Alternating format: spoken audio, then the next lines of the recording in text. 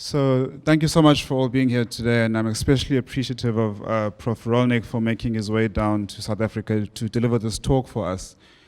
So why this has happened is because PEPFAR has realized that mental health and substance use issues are key to ensuring adherence behaviors are improved amongst people with HIV in South Africa, where we're really experiencing a serious problem getting people adherent on treatment and virally suppressed.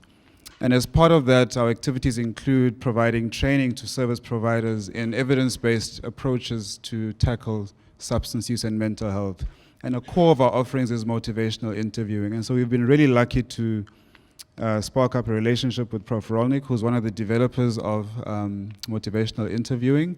And we're really honored to have him come and deliver this speech here. So he's actually come home. He's originally from Cape Town, as I'm sure you would have discovered when you Googled him last night. So he's a clinical psychologist who's specialized in many things and done many amazing things, including developing this motivational interviewing. I don't want to be too long, Steve, so pardon me. So I'm going to hand right over to you and let you take us through this. Thank you so much.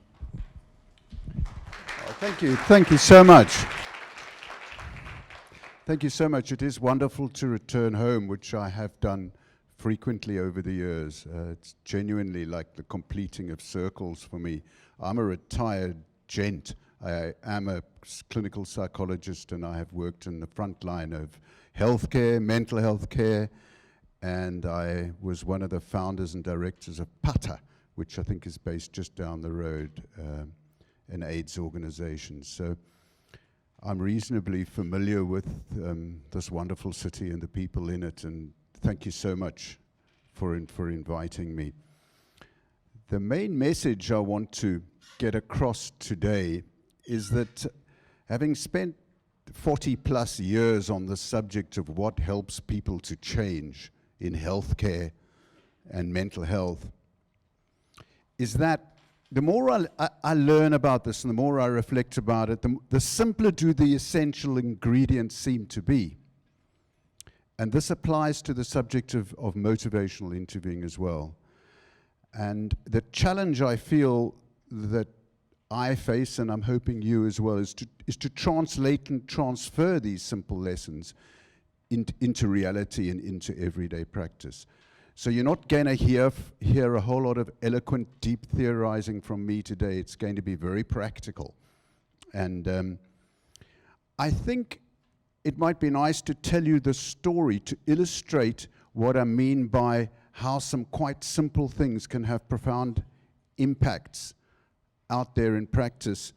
It was around 2005, and I came down here to run a motivational interviewing workshop up in Groote Schuur in the pediatric ward. And I did it, and a year later I returned, and I don't know whether she's in the room, and I don't want to identify her, but she came running up to me and said, Steve, I want to thank you so much for that workshop that you ran, and threw her arms around me. Now, she was a counselor, but she was also a mother, HIV positive, as was her child. Antiretrovirals had only just come on board.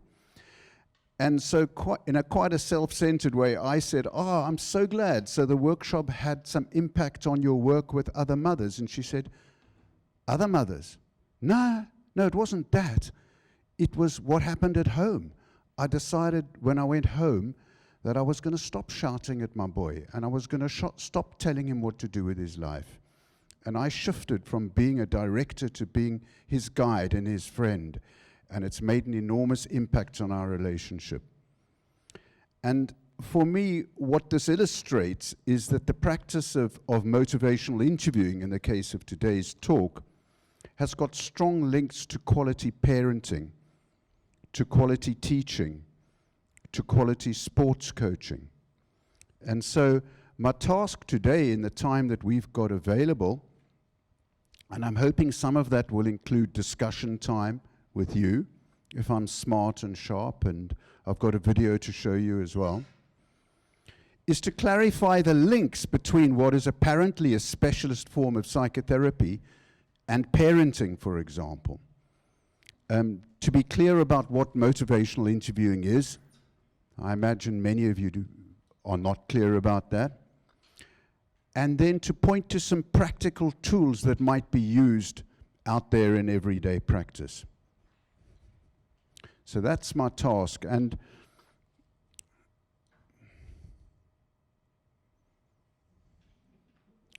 yeah, that captures what it isn't, okay?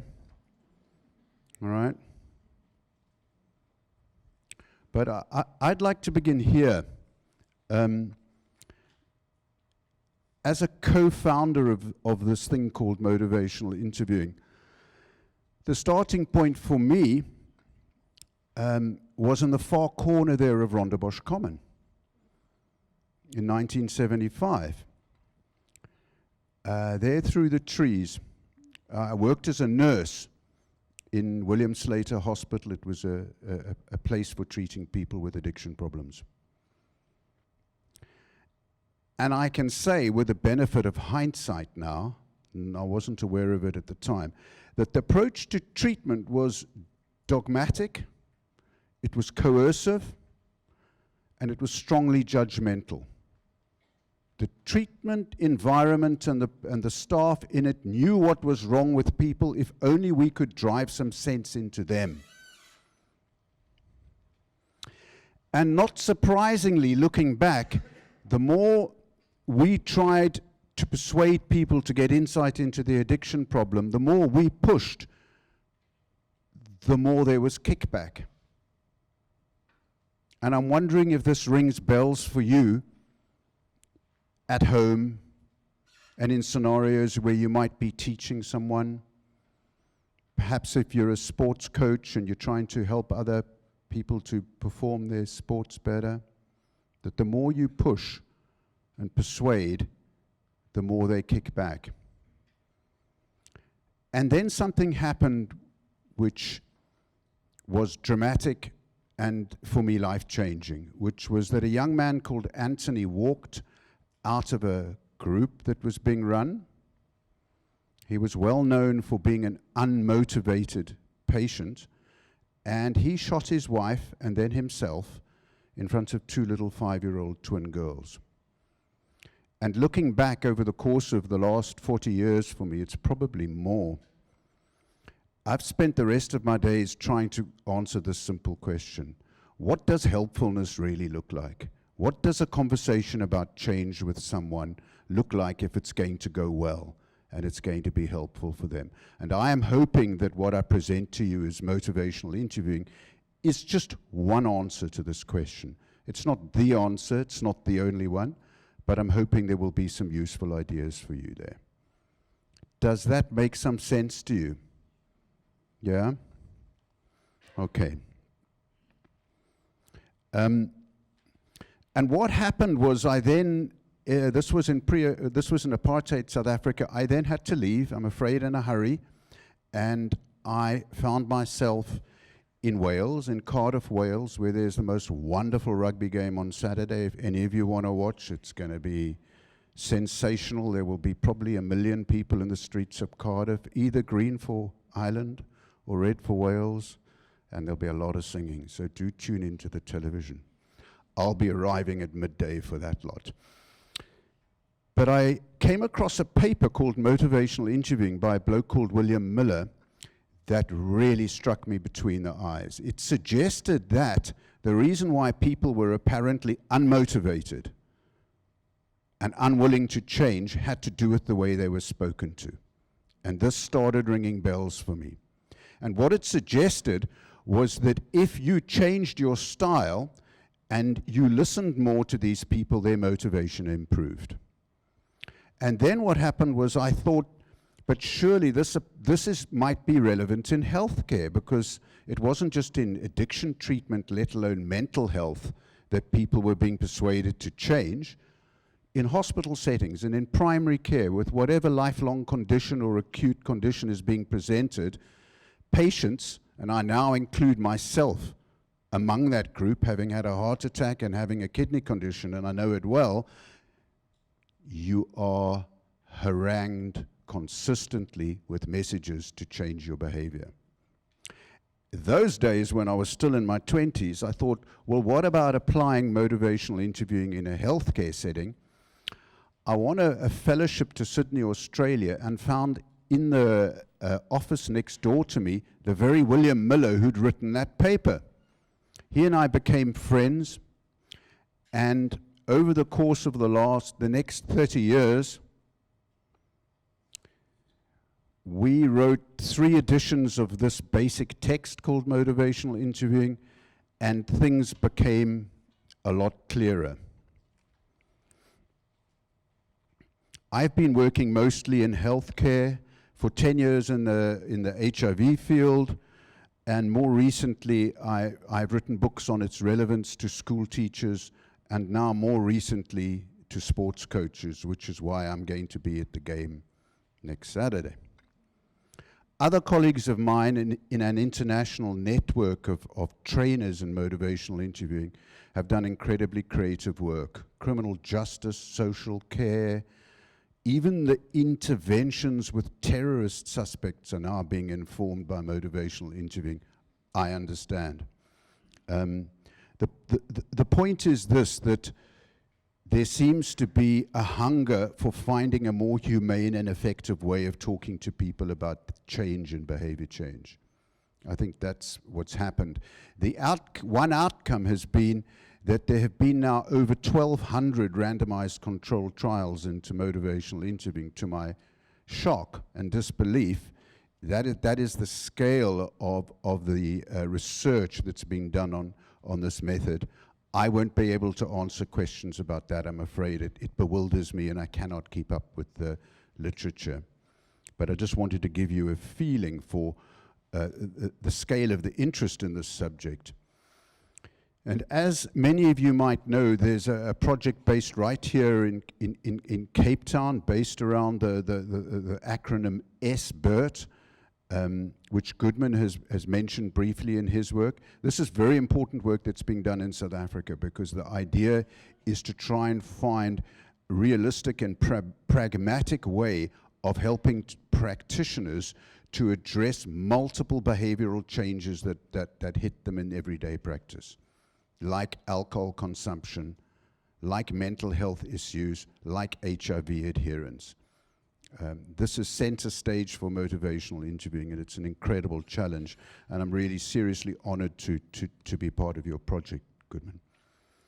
Okay, so talking about SBIRT, I've got quite an interesting video to show you, which was my attempt to do SBIRT, which I'm not an expert in, but a couple of months ago I made an effort, and I understand someone's coming with the right cable so we can have a look at the videos. So someone's going to load the machine for us in a moment.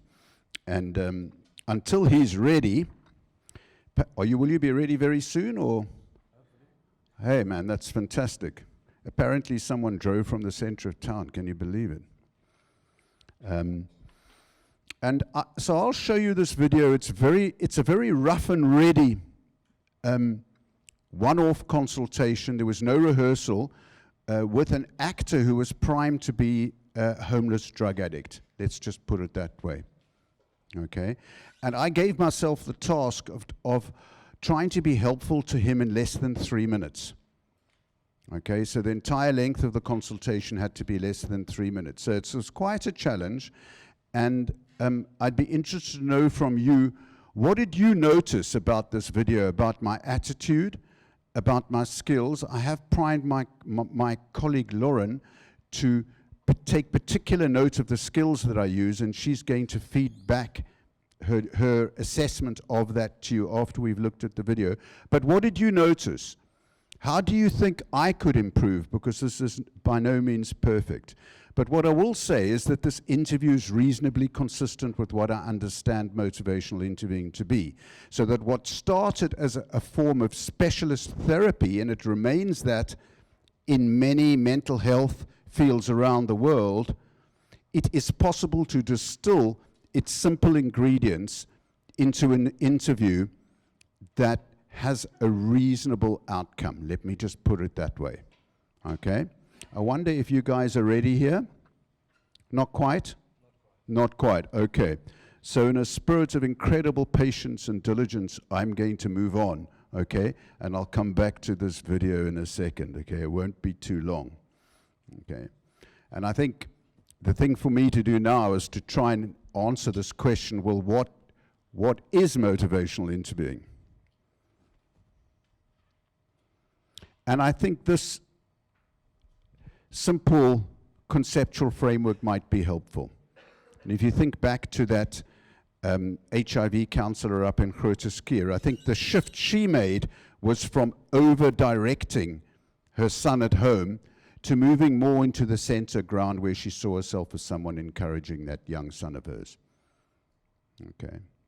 The main point I'm wanting to make here is that the link between motivational interviewing and quality parenting and teaching, for example, probably sits in the observation that motivational interviewing is really mostly about skillful guiding. And the more I look at it, the more I think that it is probably 70 to 80% what a good guide or teacher or priest or pastor or whatever does. It's 70 to 80% that, and then there's a little bit extra that I think we have worked on that I can clarify for you today what that is that's additional. So it's a refined form of guiding, okay? So task number one, if you're thinking about putting this into practice, is to clarify for yourself, what does it mean to take that shift from I am the person who solves all the problems for you to I am the person who engages with you and helps you solve them for yourself. That, you know, that's the whole lecture in one sentence. Is that clear? I wonder where we are with has he disappeared into a cupboard or where is he? He's not there. He's coming down. Okay, so I'll carry on, okay? And here, to put it into a few more words, is what I imagine a skillful guide would do. You would come alongside a person, not a patient or a client, but you'd come alongside a person. And that is a person, not just somebody with a whole lot of problems, but a person with strengths. If all a parent does is look at the problems and weaknesses of the child, that child will not thrive as well as if the parent puts another set of goggles on in the front, if you imagine, another set of lenses specially geared towards looking at strengths. So in those two simple words, a person with strengths, lies a transition and a shift in our attitude and our practice. And without that shift in attitude, there's no amount of technical wisdom or knowledge from motivational interviewing that's going to improve a thing. Okay. Yes, my friend. Lauren will do a video demonstration with me. You can see I'm fumbling for words because I can't imagine anything more horrific, but I will try if it doesn't do it, okay? So we've got that as a reserve. It's like a long way back, right? It's like one of those rugby substitutes who never comes onto the field, right? May you not get a game today, Lauren. Thank you, Dan. Somebody who appreciates choice.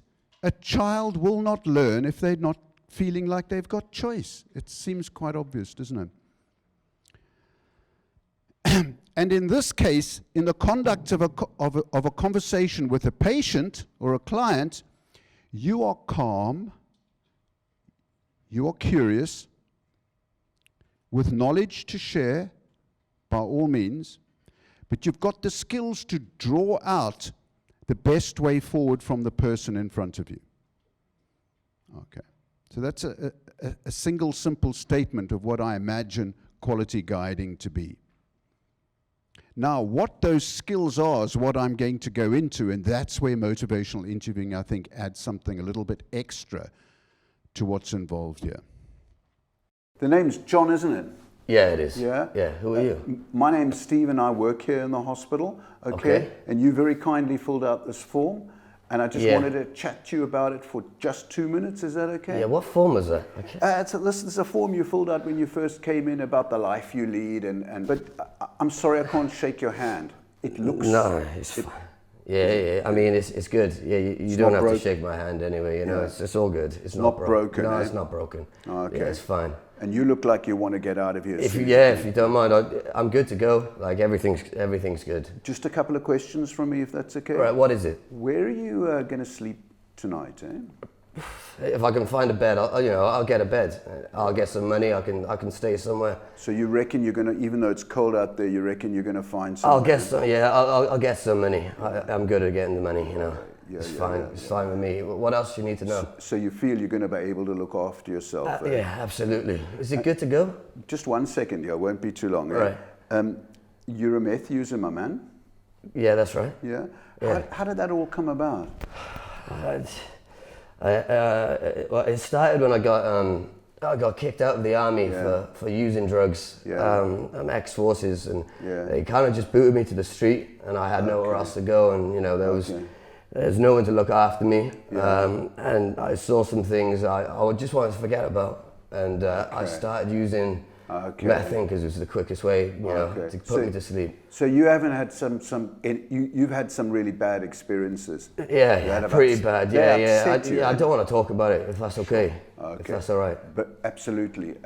But the meth has helped you to cope. That's what I would say so. Yeah. I would say so. And would you mind if I just ask you one more question before you go? Sure. What would it take for you to come in here sometime and say, I'd like counselling to help me come off the meth? I don't know what it would take. I'd come in if you can give me a hand. Yeah, that'd be great. But I just want to go if that's okay. And I tell you what, before you go, maybe I can see that I saw that you got a phone. Yeah. And maybe I'll just take your number off you and I'll maybe send you a text. That's fine. Also, the name's Steve.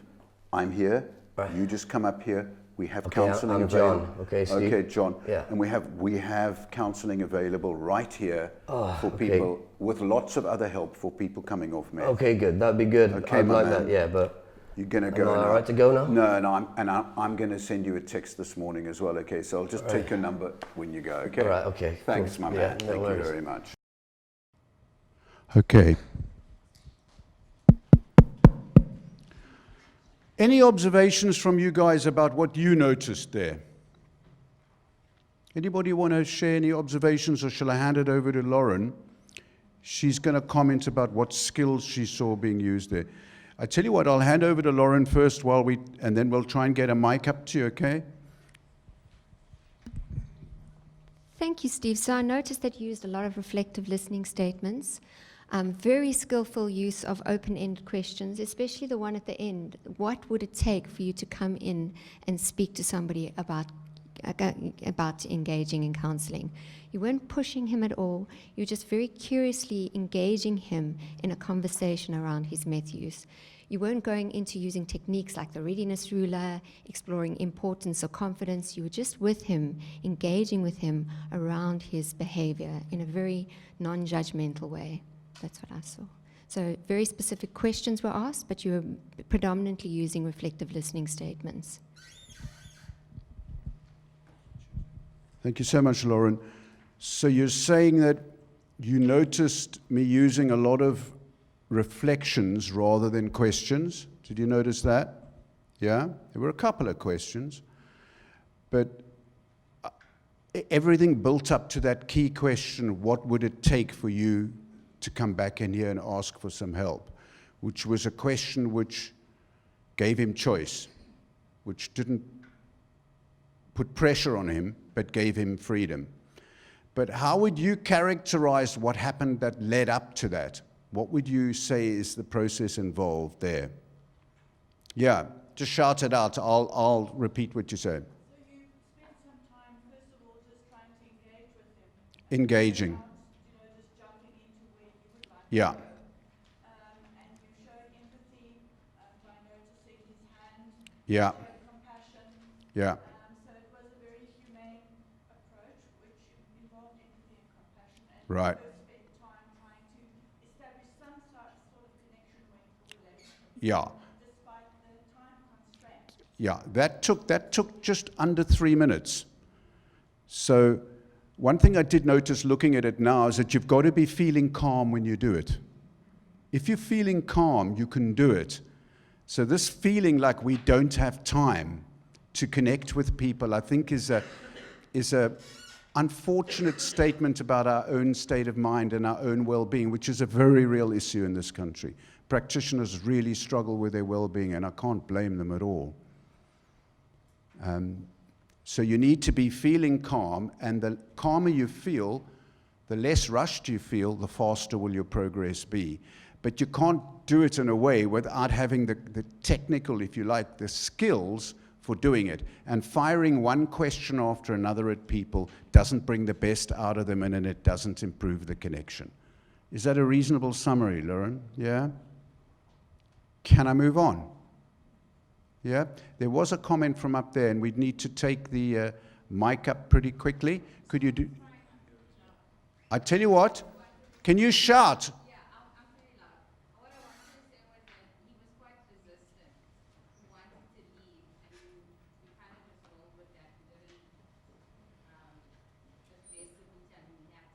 Yeah.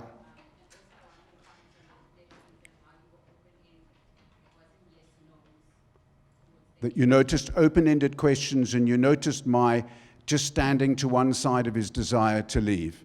Now, that guy in the corner of Rondebosch Common, that fellow wouldn't have even got into the unit, okay? He wouldn't have got near that unit. And he would have been written off in a judgmental way as being somebody who really was almost beyond help, okay? Okay, one more here, yeah? Nice and loud. Say that you asked his permission. I asked his permission. Yeah, and that gets his buy-in. Yeah. So these are simple things like asking permission, which I would contend you'll find good teachers doing as well if they're wise, and good parents. Okay? Can I move on? Dan.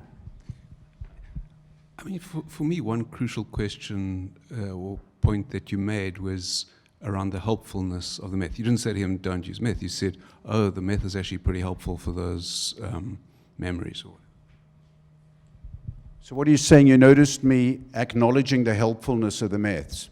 Yeah. So I was not just wearing pathology lenses, what was wrong with him and bad, yeah? I was wearing strength lenses, and I could see that meth helped him because the guy's traumatized, isn't he? He's had traumatic experiences in the military. So the way I said you're a meths user was free of judgment. Okay, so that's what I meant when I opened this brief lecture, to say that there are very simple and common lessons that we can learn about how to have conversations with people, that motivational interviewing has helped me understand what they are. But the more I understand what they are, the more I see them in the behavior and attitudes of outstanding teachers and parents around me. Okay. I'm going to say a bit more about motivational interviewing now. So this concept of ambivalence was center stage when Miller and I developed motivational interviewing. And I guess the point is, as we can see here, it's not unique to patients to feel uncertain. It's part of the human condition. And our simple observation was that when somebody is feeling this way, the harder you try and persuade them out of it, the more they will resist. Okay. Ambivalence is almost defined by the existence of competing voices in someone's head for and against change. So the voices are inside them, and if you like, the wisdom for resolving that is inside them, not us. What you want to hear is not your own argument for them changing, but their own argument for them changing. Now, how you get to that point is where skillfulness comes in. Okay. So, MI is a conversation in which you come alongside someone, which you saw there, yeah? Raise the subject. Again, you saw that there, you're a meths user, and give them the space to say why and how they might change. There wasn't a lot of that there, but that's the essence of motivational interviewing. Now, when they do that, when they say, yes, I think I could maybe, that is what we call change talk. And what the evidence of research studies and motivational interviewing suggest is that the more change talk there is in an interview, the better the outcome. Okay? Not only that, but the more you use a soft guiding style with somebody, the more change talk you're going to get. Okay. Now, the skills which Lauren and others have pointed to, you can formulate them this way.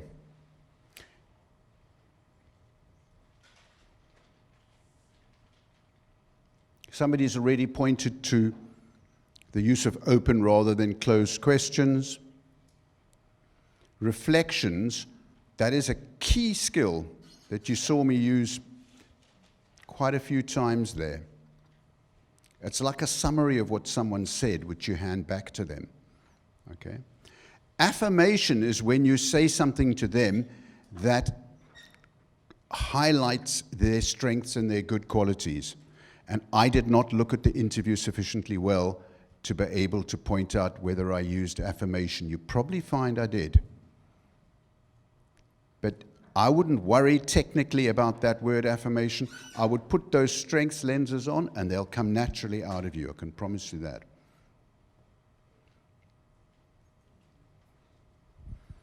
You might find it helpful to conceptualize the whole conversation around a simple model which we've constructed, which I'm going to show you now, which involves, it's very difficult to illustrate such a dynamic process in a diagram. And this is one way of doing it, but it's a little bit too linear for my liking. But you want to engage with somebody before you do anything else. And I'm going to return to that in a moment, okay?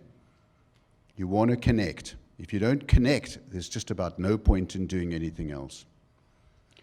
Then there's this question which the project here in Cape Town that my hosts are working on highlights, which is what are you going to focus on? What are you going to talk about?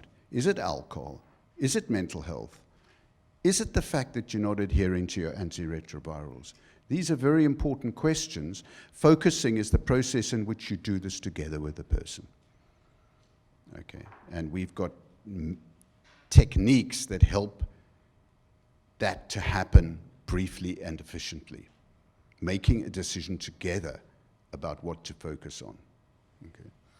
Evoking is the heart of motivational interviewing, and I'll be returning to that in a moment.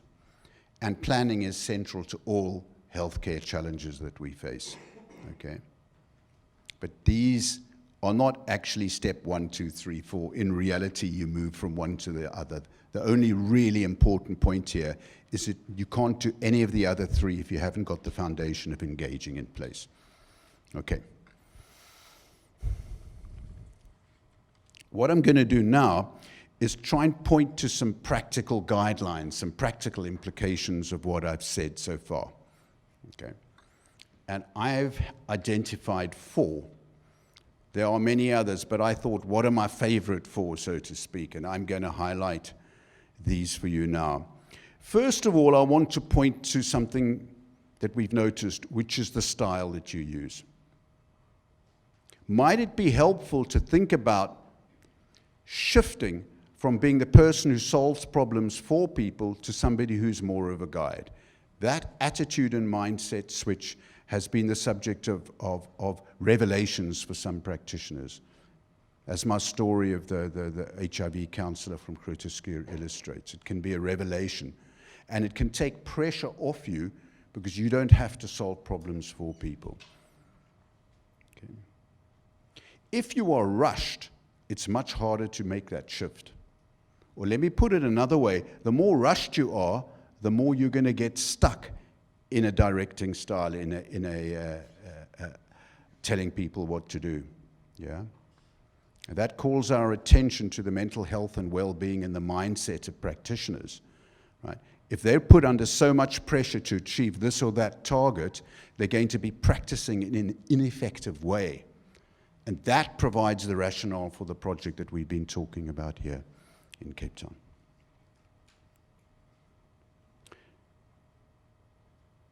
The second practical suggestion from my side, and I've said this a couple of times, is to engage first above all else and keep that connection going. Okay. I reckon healthcare would be transformed if practitioners were able to do that. And you can start practicing that if you're in practice yourself. In fact, I've become so convinced about this that I've stuck my neck out, initially as a joke, but now I realize it's maybe quite serious, which is, what would happen if you spent 20% of your consultation time only engaging? The first 20% only engaging. I thought it was a bit funny and clever at first, until I got a call from a Swedish general practitioner who says it's changed his practice. Okay. And that it's viable and possible. And what you saw in my 3-minute consultation was probably more than 20% of engaging. You noticed how quickly the progress was made immediately afterwards. Okay. And what it requires is curiosity. Obviously compassion, somebody's pointed that out, but it requires curiosity as the fundamental starting point and attitude. And then the other thing, which the guy who kicks the winning goal for Wales this Saturday will tell you, is you won't kick that winning penalty, right, if your mind is not free of other distractions, if you're not doing a whole lot of other things. So to engage well, don't ask questions about problems. Don't do this, don't do that. Keep just in that simple, single, curious zone. Don't be a deficit detective, as I say. Just be a quality listener.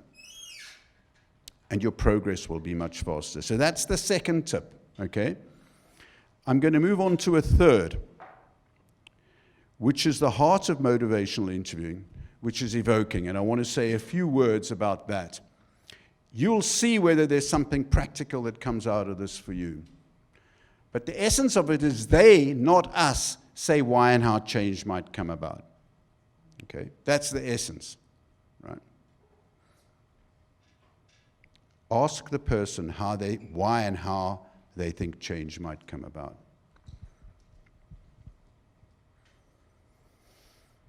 You noticed it there with John, when I said that's a question that Lauren picked up.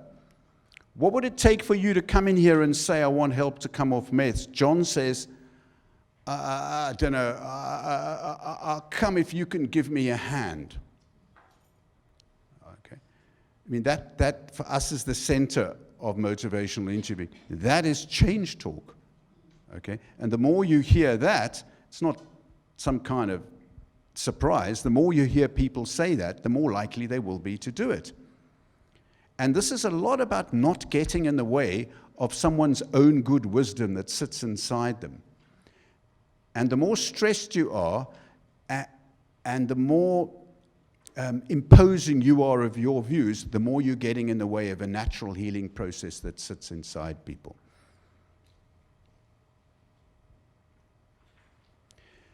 What was absent, if I had to improve that video, I noticed, Lauren, is at the point where he said, I don't know, I'll come if you can give me a hand, I should have responded with a reflective listening statement, and I didn't, because I was in a rush. I wanted to get this done in 3 minutes.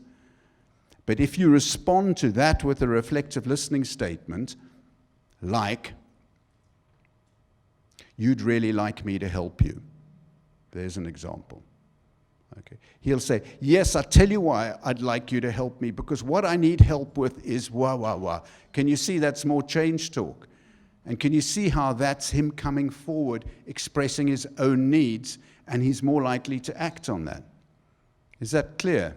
Yeah? So that's a limitation. I think I could have improved that interview. But basically, the more you respond to change talk like that, with more, give him space, respond with a reflection, let him say more. That's what we mean by motivational interviewing. So I'm pleased I've managed to convey that in this short lecture. Okay. Now, as you practice this, you can find questions like that one which transform your practice. They're all forward-looking questions designed to bring the wisdom out of the person you're speaking to.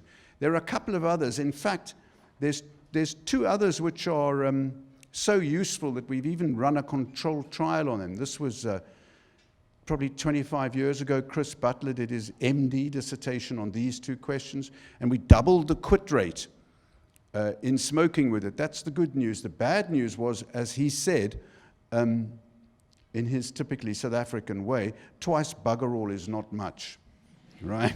So the quit rate was fairly low, right? But we still doubled it by taking pressure off patients, and asking them these two simple questions.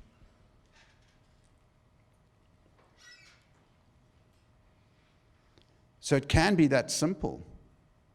But am I composed enough with my 16-year-old daughter to say to her, to ask her permission, to ask her questions like this and not impose my own solutions on her?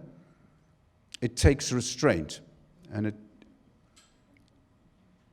it's not enough just to love your kids, you know what I mean? Because sometimes that makes you want to solve problems for them, right? It is about believing in their potential to grow and change and opening those doors for them, which I think questions like this are magnificent if you can get a space to ask them of your patients. Okay, fourthly and finally, I wanted to turn to the subject of advice giving and provide you with a simple guideline for giving advice. Because everything I've said has suggested so far that there isn't a place for you giving advice to people, because this is about relying on their wisdom. And let me tell you that maybe I should tell you a story. Should I tell you a story? Should I? Yeah, I'm getting these furious nods here. And I do have time, so I'll tell you the story. Yeah, okay. There is a project for pregnant teens in deprived communities that's run across the Northern Hemisphere. Okay, nurses go into the homes of pregnant teens in deprived communities, and they use motivational interviewing as the basis for the nurses to learn how to speak to people. And I was with this group of nurses. It was in the city of Bristol, 6 of them. And we were just sitting in a circle chatting about how they're getting on, and one of them says, I've just come in from the session with the mother. What did she say? The baby's 3 weeks old, and she's feeding it out of a bottle with powdered milk mixed with water and spoons of yogurt. Yeah? Yeah, so that's quite serious alarms for someone who's trying to help a mother develop kind of happy feeding. And the problem, Steve, is that I'm fine with motivational interviewing. I'm very fine. I'm good with motivational interviewing. This group are really, and they were.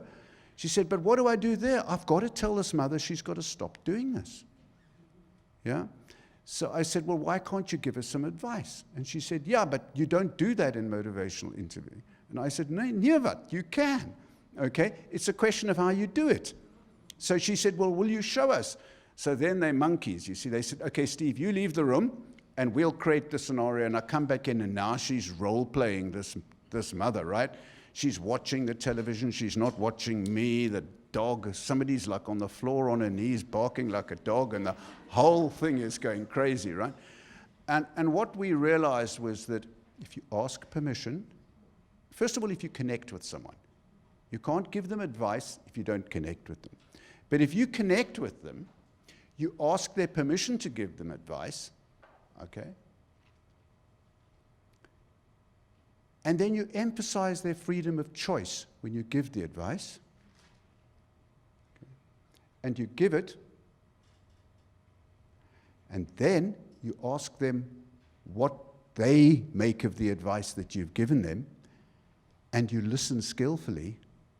It's indistinguishable from motivational interviewing, and it's high quality. Okay. So this urge to give advice, which is the reason why many of us went into to help people, which is the reason why we've all gone into these professions, can be realized, but it should be done skillfully, and it can. And I'm hoping that from what I've just said, you will appreciate that motivational interviewing has provided some helpful guidelines here for how you give advice. Okay. Now, I can see that I've actually done quite well, that I've got 5 minutes free, that I don't have to go through a few other slides that I had lined up, because I got a feeling it's time for you guys. unless you'd like me to carry on, I'd love you to raise questions at this point. And we've got someone here with a mic. Over to you. Yeah, there's one here. I'll pass my mic over. Thanks. So my biggest challenge is probably people who come to the doctor looking for the answers and expect you to have the answers, and particularly with somatizing, they're convinced it's this or it's that or it's the other, and I'm just not good enough as a doctor to find the real answer. And so they almost sometimes make you feel incompetent because you haven't got all the answers for them. Yeah, yeah. And I guess there are some things that I've said that might be useful here, which is one, firstly, connect with them. There's no clever question or clever intervention that's going to solve that one. I've often made that mistake. I had a doctor say to me, this is about 20 years ago, my colleague Paul, who was a general practitioner in a deprived community in Wales, he says to me, Steve, what do I do about what's the question I've got to ask the mother when the child is grossly obese and unhealthy and I can see nothing but problems for the child? What's the question I've got to ask the mother? And I puzzled for years over this. I said, I don't know, man. But you know what I realize now? There isn't a question. There isn't an intervention. If you're engaged with the mother, you can ask her whatever you like. So that would be my number one suggestion here, which is when those patients make you feel like it. If you can engage with them and connect with them, and the best thing to do there is to use reflection and empathy, and they'll say, yeah, you got me, you got me. Then myself, I would be frank. And I know this might be off the motivational interviewing script, but I'd be tempted to be frank and about how you feel and about how this is the situation that I'm in here with you, and the truth is that perhaps isn't the kind of solution you're looking for. I don't know. Where you go from there, I wouldn't like to say, but I would have thought if you're really engaged with somebody, you can then be yourself much more. I mean, that's what immediately springs to mind. It's easy to be clever in response to that question, and I'm not going to be. And I think cleverness is not necessarily a good thing. It certainly messed me up, yeah. Hi. I'd also like to reply to that question. Just a little bit further from your mouth. Yeah. So, yes, and always in retrospect, it is easier to, brainstorm something like that, but it's always a good thing to use it for the next time because the situation will arise again, no doubt. So in a situation... Excuse me, could you just take it a little bit further from your mouth because I'm hard of hearing and you're kind of... Can you hear me now? Yeah, brilliant, thank you. All right.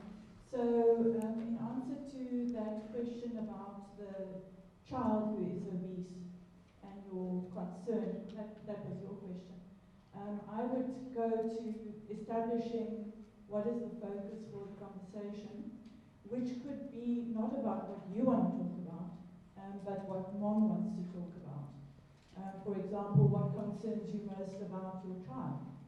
And I mean, it might be something not related to diet or health, but what that conversation will do is lead you back to eventually the obesity. And yeah. that is what usually happens. Excellent, thank you. Thank you very much. So you can see, on the basis of engagement, there's a lot of different directions you can go, and they're often very constructive. In the absence of it, you're in trouble. You're in trouble. And a lot of the difficult consultations we come across can be healed through engagement. And my belief is that this can be done very rapidly, as you saw me doing in that interview there. What else? Can we get this mic? Can you shout, my man? Thanks. So, my kind of brief understanding about motivational interviewing is a lot to do with initial phases of engagement. What about further on down the line, when you're kind of, when you're further into the kind of therapeutic process, and you're finding that sometimes you're shifting, okay, we're keeping the basic principles, but I think some of your writings, I understand, is about very helpful in initial phases. Yeah, that's because our focus here is on general healthcare and primary healthcare, particularly in this group. It's also because of my bias.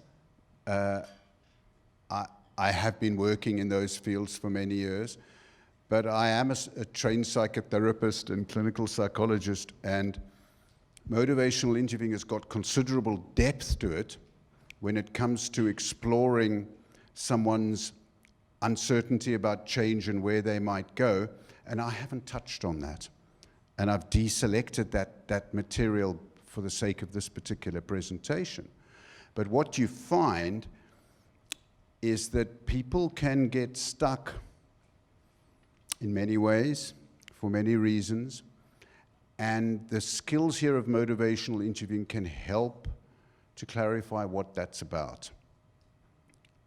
It has a particular bias in favor of their strengths, in favor of clarifying what their core personal values are, and having a look at what is frustrating them realizing their core values. So it has that kind of orientation as a psychotherapy method. And I have colleagues in the United States and in other parts of the world who consider the lecture I gave to be a very superficial account of what is a much deeper form of psychotherapy. I make no apologies, because I think most of the benefit, a lot of the benefit's going to come from everyday healthcare practitioners. But I'm sorry if I can't answer that in a more detailed way. Yeah. Anything else, guys? Steve, I'm just mindful of the time. Yeah. So we're kind of out of time, but I know that there was a question from Sean on that side. Sean. I don't trust Sean because he once asked a question that was outrageous. But I go for it. So we're talking a lot about patients. What about healthcare practitioners and working on ourselves? Because in my field, we've got a lot of people who think that it's up to them to change people, or people need to find their solutions to the other person's problem. So for example, we've got people who don't want to give needle and syringes and methadone at the same time. How do we use this to our own colleagues in a way, and is it applicable to use? I heard some comments this morning from the group I was with that in response to that. Would one of you like to answer that? Yeah? Because it's a fabulous question. Would one of you like to answer it? Go on, speak to what Sean said. Give it a go. Oh, you think of a different question? Yeah, Sean, I think it's dead relevant, this. It's so important, this. Because what it then comes down to, if we're saying, it comes down to the well-being of the practitioner and them developing a sense of awareness of how they are with other people and what their well-being is about. So it's such a huge subject, Sean, which is why I try to palm it off onto someone else right now, because I'm tired. It's huge, man, and very relevant. I'm going to give it to somebody who hasn't spoken before, if you don't mind. Have you got it? So in talking about MI with students, one of the main difficulties comes up with developing discrepancy. And I often try to teach it, and I've got a particular way of teaching it, but I just wanted to check in with you about what your thoughts about what would be the best way to help people understand what it is and how to do it, please. Yeah, I'm very ambivalent about that subject. It's quite close to the question that you asked, to developing discrepancy. And there are different ways of looking at it. It's most commonly viewed as this, that there is a discrepancy between people's core values and their behavior. I think that's right, yeah? That's probably how it's viewed, right? And that discrepancy is uncomfortable. And there's even the view that it's not a bad idea to help someone experience that discomfort because they're likely to resolve it.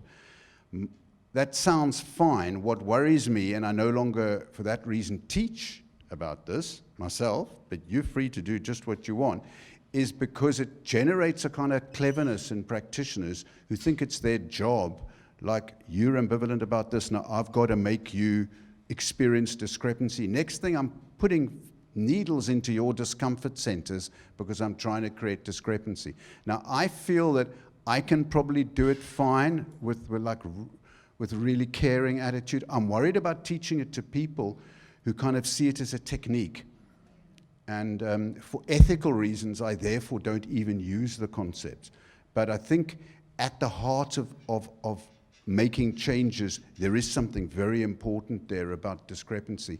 Having had a heart attack a year ago, I can tell you there's a reality to that.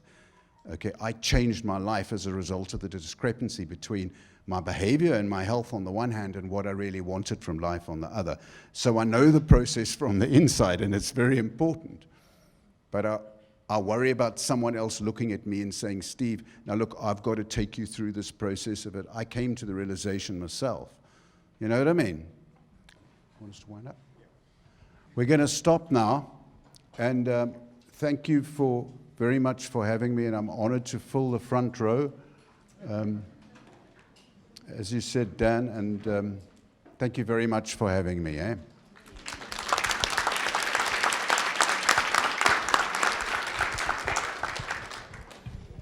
I can't beat that, so there's nothing more for me to say except thank you so much for coming, and thanks again, Steve, for joining us, and have a good day.